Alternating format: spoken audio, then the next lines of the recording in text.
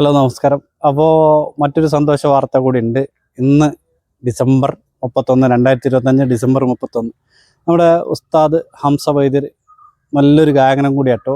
നല്ല എഴുത്തുകാരനാണ്, നല്ല ആസ്വാദകനാണ്, നല്ലൊരു നടനും കൂടിയാണ് എന്ന് തെളിയിക്കുന്ന ഒരു ആൽബം, അദ്ദേഹത്തിൻ്റെ ഒരു ആൽബം റിലീസിങ്ങിൻ്റെ ദിവസം കൂടിയാട്ടോ ഒന്ന്. അദ്ദേഹം രചന നിർവഹിച്ച് പാടി അഭിനയിക്കുന്നൊരു ഗാനത്തിൻ്റെ റിലീസിങ് കൂടിയായിട്ട് ഒന്ന് ഏകൻ ഔഷധാലയത്തിൽ വെച്ച് ആ സന്തോഷം കൂടി ഞാൻ അറിയിക്കുന്നുണ്ട്. അപ്പോൾ അതിൻ്റെ വീഡിയോയിലേക്ക് നമുക്കൊന്ന് കിടക്കാം. അതിൻ്റെ റിലീസാണ്, നല്ലൊരു ആൽബമാണ്. അപ്പോൾ എല്ലാവരും കാണണം. ഞാൻ അതിൻ്റെ കമൻറ്റ് ബോക്സിൽ ലിങ്കൊക്കെ കൊടുക്കും. അപ്പോൾ മറക്കാതെ നിങ്ങൾ ആ ആൽബം കാണണം. നല്ല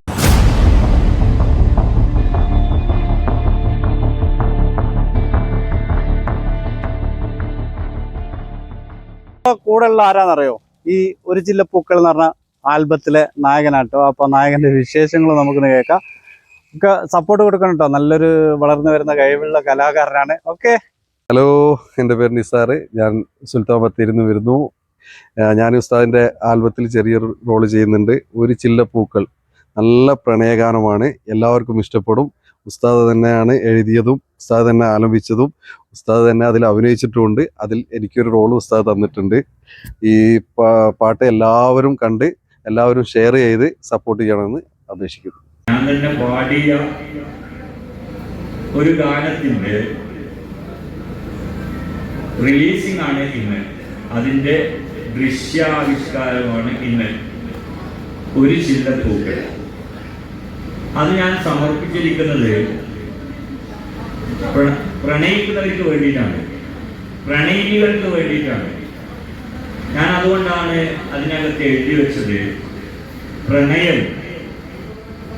പ്രണയിക്കുന്നവരോട് എനിക്കൊരു ആത്മപ്രണയം. അത് സത്യമാണ്. ഞാൻ എപ്പോഴും പ്രണയത്തെ കുറിച്ച് ഒരുപാട് സംസാരിക്കുന്ന ഒരാളാണ്. പ്രണയം മാത്രമേ ജീവിതത്തിൽ സ്വന്തമായിട്ടുള്ളതും അവകാശികളില്ലാത്തതുമായ വികാരാവസ്ഥയാണ് പ്രണയം എന്ന് പറയുന്നത്. അതായത് ഒരിക്കലും നഷ്ടപ്പെടാത്തൊരു ഇഷ്ടം, സ്വന്തമായിട്ടുള്ളതും അവകാശികളില്ലാത്തതുമായ ഒരവസ്ഥ, അതാണ് പ്രണയം.